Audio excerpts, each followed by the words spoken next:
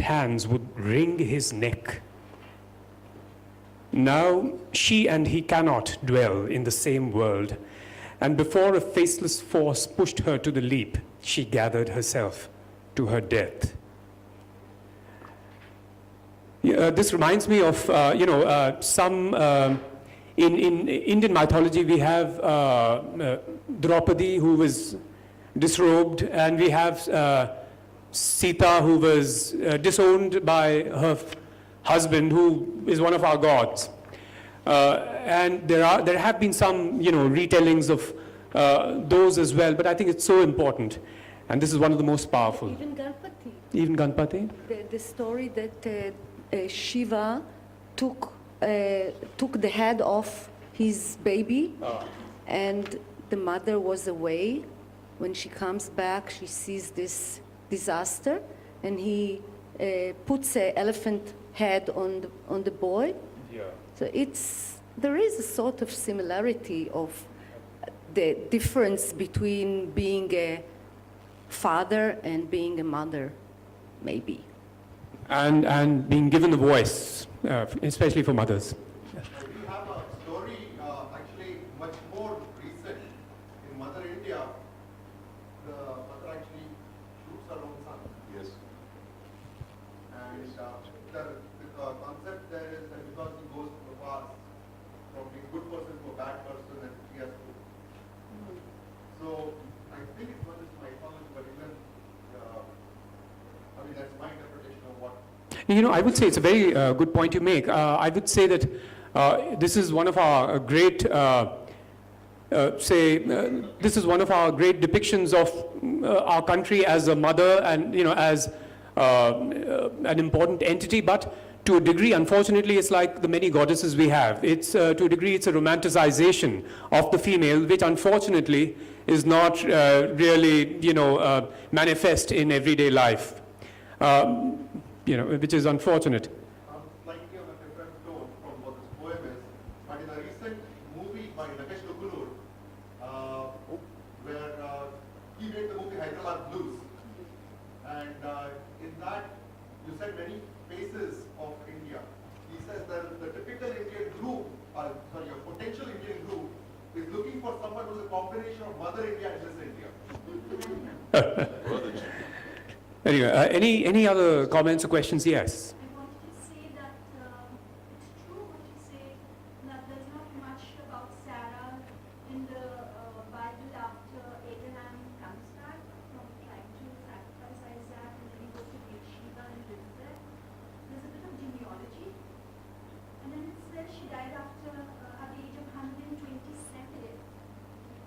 Genesis 23. Yes. She died at the age of 127, which means, yes, the Bible is silent, but it's silent on a lot of things.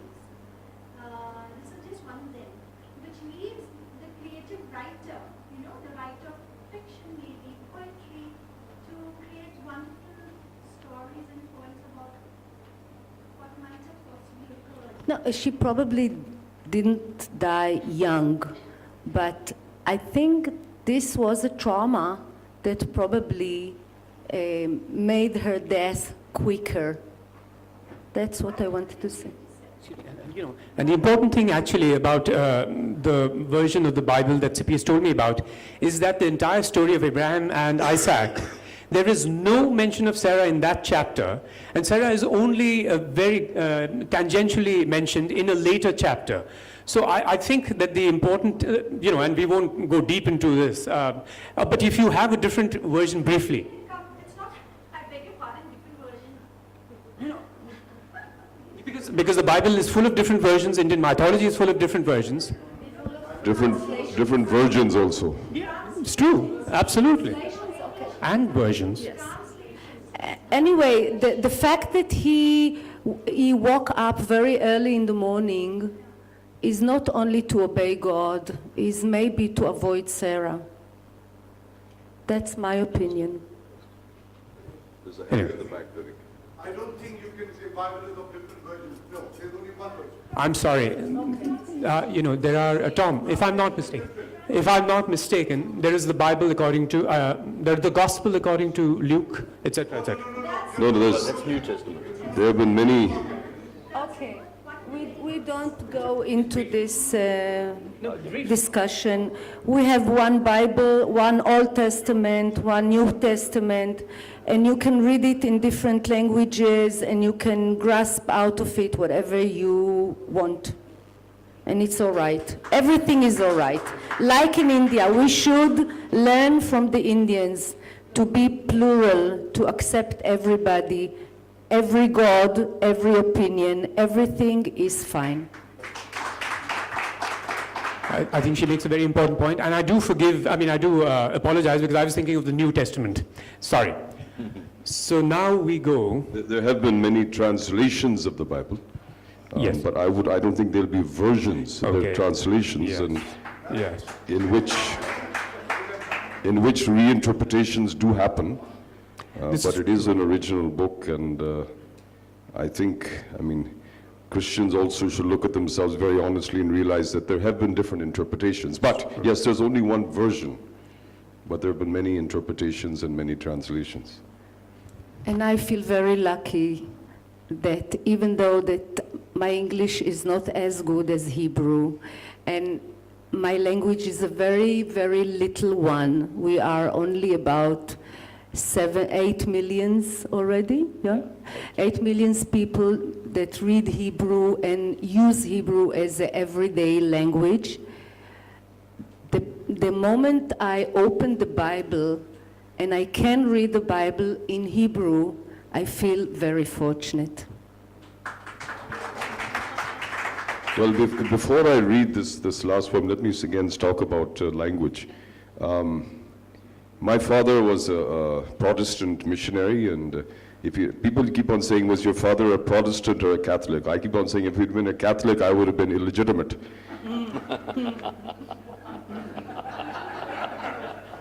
He was a Protestant, Presbyterian missionary and preacher. He did most of his reading from the Bible in Urdu, and he loved the Psalms in Urdu. So when he died, I read Psalm 121 in Urdu.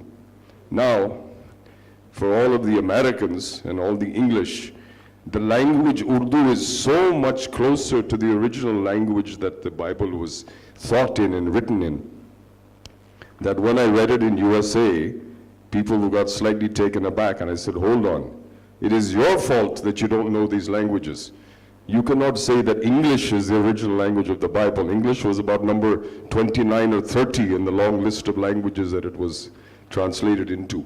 So, all the Americans and all the English who claim that the Bible should only be read in English, they're also making a little bit of a mistake.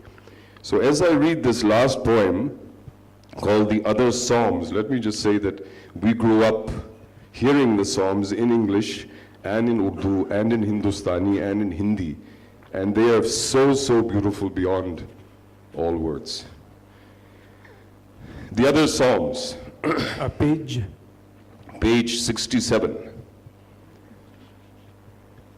God does not urge me to untie my barbed thoughts. He waits till my last scream is silenced, then awakens me to my day of labor. I introduce my fossilized face to the water, and he makes me up into a soft portrait so I can ford the threshold of my door. When his mercy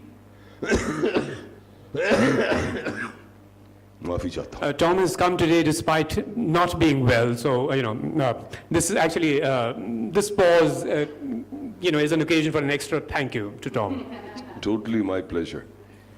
When his mercy arches over my vacuity, I manage to avoid thinking of myself, and I think of him. In Urdu poetry, there's that lovely thing called mukarrar, once again. And I think in English poetry, this should be brought in, because mukarrar should be there in English poetry also. I'm going to just request myself mukarrar for this last line. Aap log agar ijazat dein to.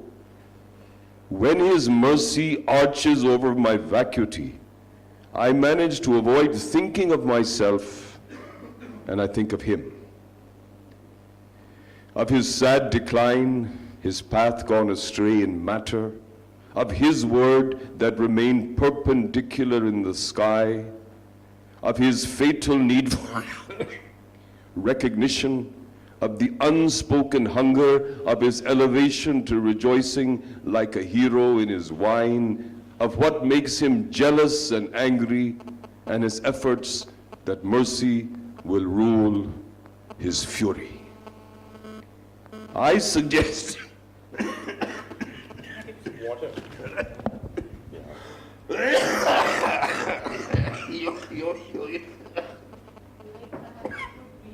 I will smile.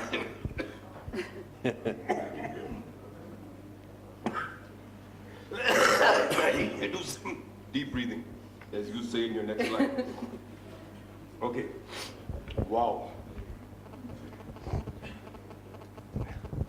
I suggest that he relax through deep breathing. That is how you hover over the surface of the deep and float into pure emptiness. Excuse me. I don't impose myself upon him. When he is away, like this. Thank you so very much. I apologize for this.